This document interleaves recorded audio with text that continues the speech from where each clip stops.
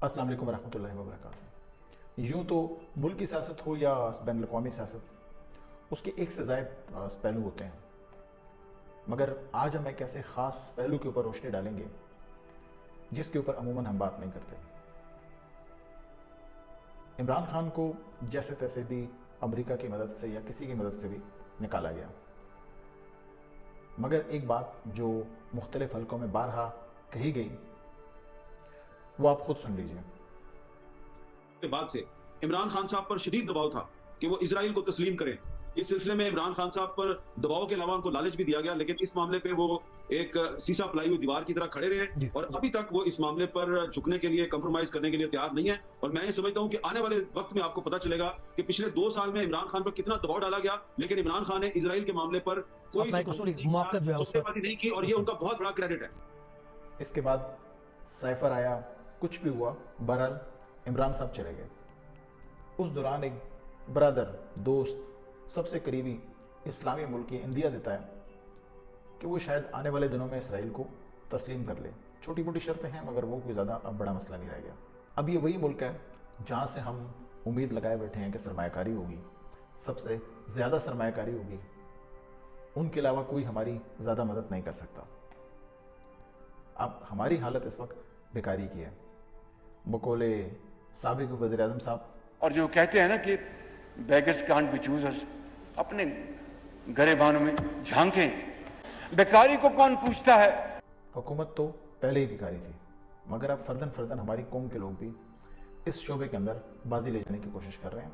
और इस वक्त भिखारियों का ऑस्कर अवार्ड हमारे पास ही है, या आप कह सकते हैं कि भिखारियों का वर्ल्ड कप हमारे पास ही है। इस सूरत हाल में जब हम उस मुल्क के सामने कशकोल फैलाए खड़े हैं, तो वो मुल्क, हमें ये लगता है कि वो आने वाले दिनों में इसराइल को तस्लीम करेगा। ऐसी सूरत में फिर आप क्या करेंगे? ऐसी सूरत में आपका लाएमल क्या होगा? अब मसला सिर्फ इमरान का नहीं है, बल्कि अपनी गलीज़ और गंदी सियासत को बचाने के लिए तकरीबन कमोबेश हर सियासी जमात बज़ाहिर ये मानने को तैयार नहीं है कि उसे इसराइल की कबूलियत पे कोई एतराज़ नहीं। चुनाचे इलेक्शन में जाने के लिए